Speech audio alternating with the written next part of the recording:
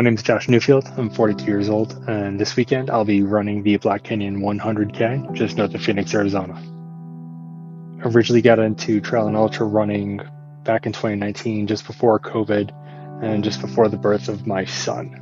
Typically, I'll run 3 to 5 50Ks a year, and over the past couple of years, I've just been hungering for something a little bit more. I'm definitely a back of the pack guy, never going to set any records, never going to podium, but I just like to get out there and have a good time. I think what ultra running in particular has taught me is one of the best lessons is that you can think that you can be as prepared as possible, and you can be physically and mentally ready as much as possible, but inevitably you're never going to be as prepared as you think you need to be. And that's okay, because part of what I feel the experience is that nervousness of being underprepared in some way, shape, or form. It's like Mike Tyson once said, everyone's got a plan until they get punched in the mouth. My hope is that I don't get punched in the mouth this weekend, but I'm sure I will.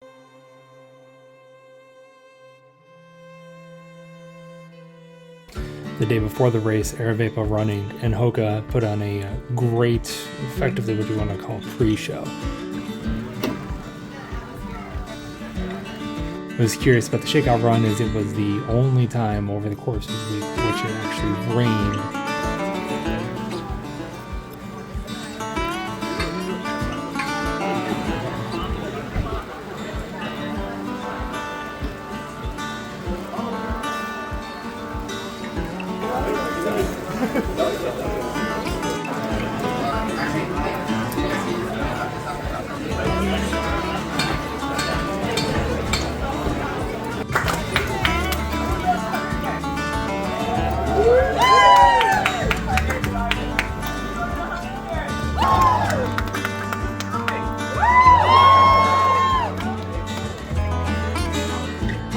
The idea of the Shakeout Run as well is a chance to meet a couple of the vendors like Hoka and Goo and a couple of others that are there showing some of the newest technology they have, giving you an opportunity to take a watch out on a run or even try the new speed goats as they come to market.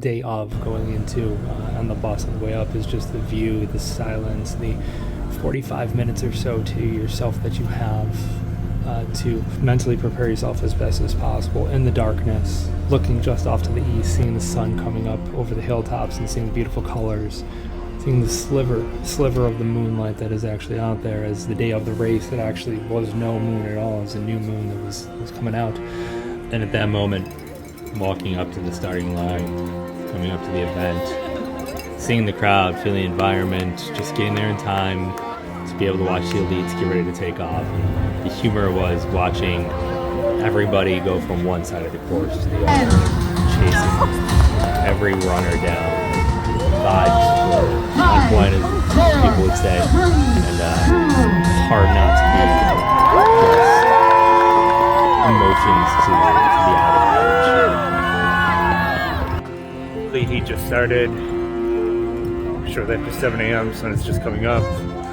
It's a brisk 35 degrees here at Mayer High School.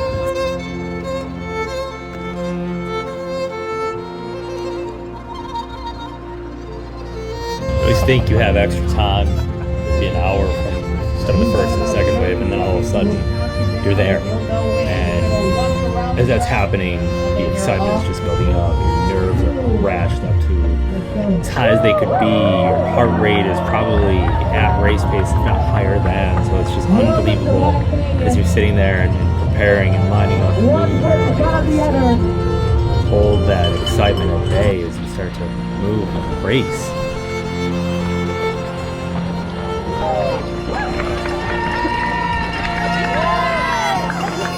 Going into these races, I think one of the most important things that I do is I really try and plan out what my race is going to be. Not based on what I want to do in a perfect world, but what the likelihood of me finishing in certain times would be based on what I know to be kind of my historical benchmarks at this point in time. As I've stated before, I'm a mid to back of the pack racer. I'm always going to be a little bit of a slower guy. I'm 42, so I'm never going to be throwing down 8, 9 minute miles, 7 minute miles in any section of the course, even if it is a fast downhill. So what I like to do is I like to look at the cutoff times and move back from there based on what I think my paces could be or what they need to be, just to give me an extra layer of cushion and security. And especially for that front half, what I was trying to do was give myself about 45 minutes to an hour and 15 minutes, or maybe an hour and a half cumulative over that time, knowing that the back half of the race is where I would be slower.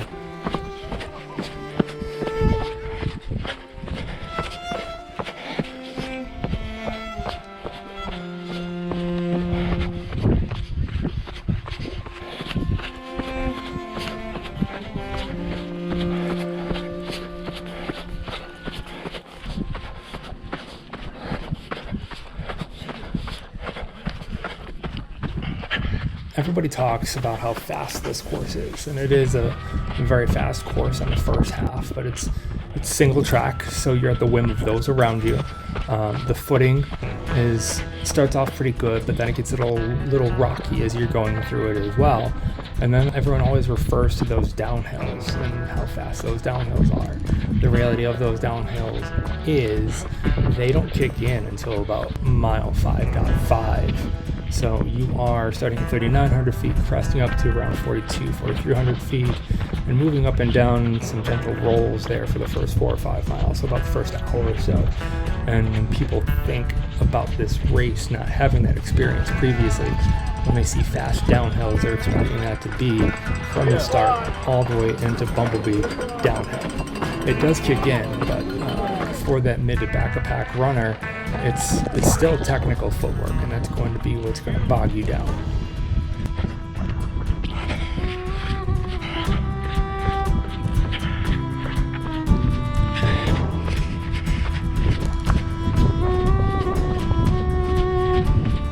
The course itself obviously is beautiful. It's a lot of open air, a lot of hills and a lot of canyons to look at. The saguaros kicked in around mile 10, which is always a fun sight to see that remained with you throughout the rest of the race.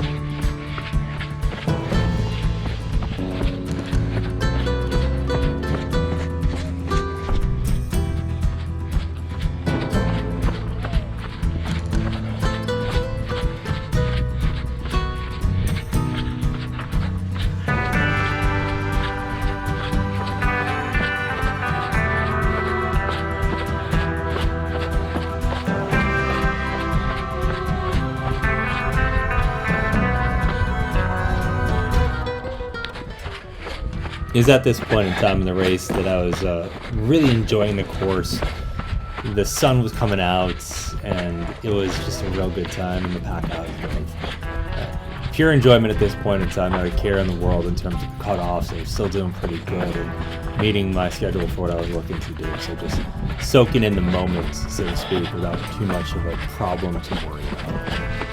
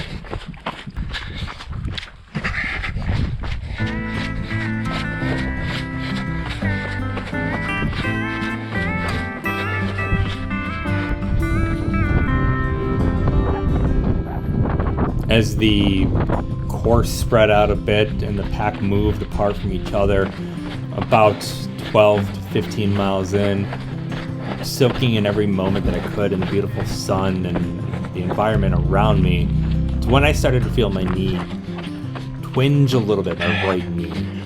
The weeks leading up, it's been so cold in upstate New York that I never had an opportunity to get too much time out on the road. Most of my miles that I've logged over the winter have been on a treadmill, so obviously there's that difference between the two. But it is something I've dealt with before, and I'm ready and prepared to deal with, so I just battled my way through it for literally the rest of the race. But this is the start of what the pain was that really caught on later in the race. Hidden Treasure was cool. The pirate theme was awesome. The crew there was great at the aid stations. That's when the heat really started to come in, though. I was really looking forward to the drop bag that I had placed at Bumblebee, because that had some of my heat gear in there. And there was no place to hide from the sun at that point in time, as you can see. And clear skies in every direction you look, and no place to hide from that sun, no shade at all.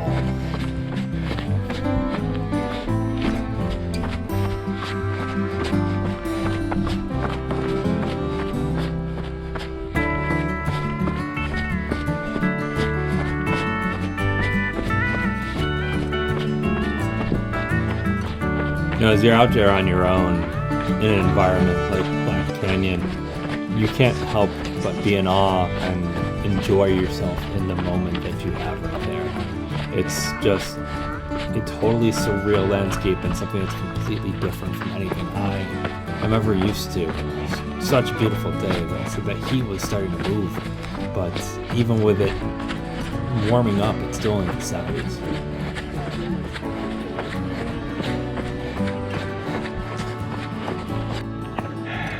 Bumblebee, short mile 20, 2,600 feet at this point. Definitely a slow trudge right now. We're about 12:30, 12:45, so still making decent time. So next stop is Gloriana, which is at 2375. But meantime. But it's about the time that I hit Bumblebee that I really started to feel the pressure of the day get on me a little bit. When I got to Bumblebee, the first thing I did as I came in was looked right over where the drop bags were and realized that there were only about 20-25 drop bags that were left. So knowing that, and the give or take 1,000 people that had signed up, and let me understand exactly where I stood in the pace of the day. So that was the first real moment that I started to feel a little bit of concern in terms of my pacing, my time, and just where I stood for the day. The trails between Bumblebee and Gloriana were some of my favorites. The canyons that you get to see, the juxtaposition of colors between the blue and reds and the copper and greens and the cactuses, and just everything around you just enveloped you and just really kept that amazing view and environment going for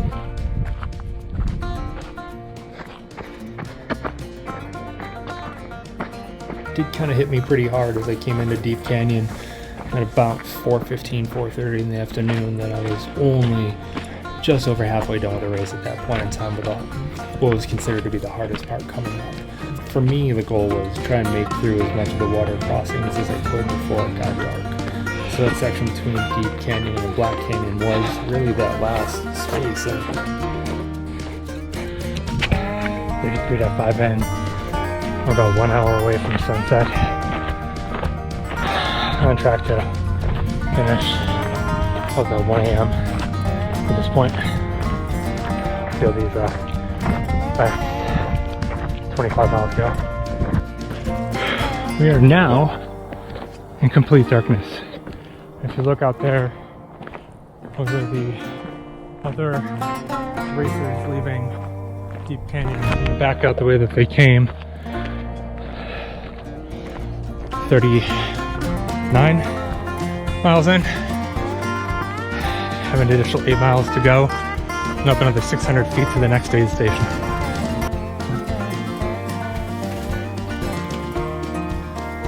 Well, guys, we did it. 19 hours, 47 minutes, and 27 seconds.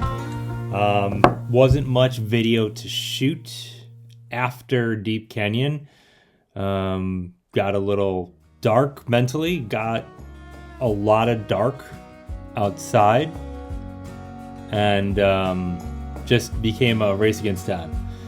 That back half of the race was a little bit of a test in terms of my fortitude, in terms of what I thought I could do. The hills out of Black Canyon coming up into Cottonwood, which is the longest stretch without an aid station, was the grueling part for me. It's where I lost a lot of time. I was pushing about 25-minute miles at that point in time, but thankfully for me, that's when I started doing the mental math and realizing that I needed to get my ass in gear. So as I came in through Cottonwood and up to Table Mesa, I was running that mental timer in my head to count it down. Out of Table Mesa, hit the cutoffs with less than 15 minutes to spare, and into Doe Springs, that's when I really tried to catch up on that time. I'm sure the course would have been extremely beautiful to look at, but at that point in time it was pitch black and I was running my mental clock and my mission to finish the course accordingly.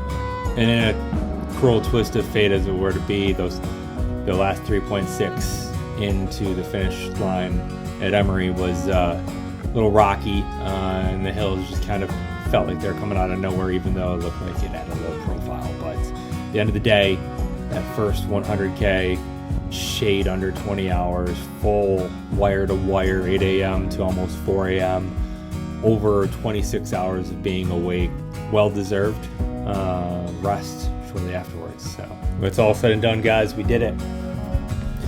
Black Canyon Ultras 100K completed, shade under 20 hours, wire to wire, back of the pack. But with that, felt pretty good coming out of it within a few days. No scrapes, no scars, no rolled ankles, no falling over, no blood, none of that. So completely feel like it was mission accomplished, because when it's all said and done, got this, right? That first buckle, that first real experience of the desert, and a fantastic race. And hope to do it again sometime. And if you're curious to see what it's like from that back-to-back view, keep following along. Like, subscribe, share with your friends, ask questions, engage. It's been a hell of a journey, and it's not one that I'm hoping to stop anytime soon.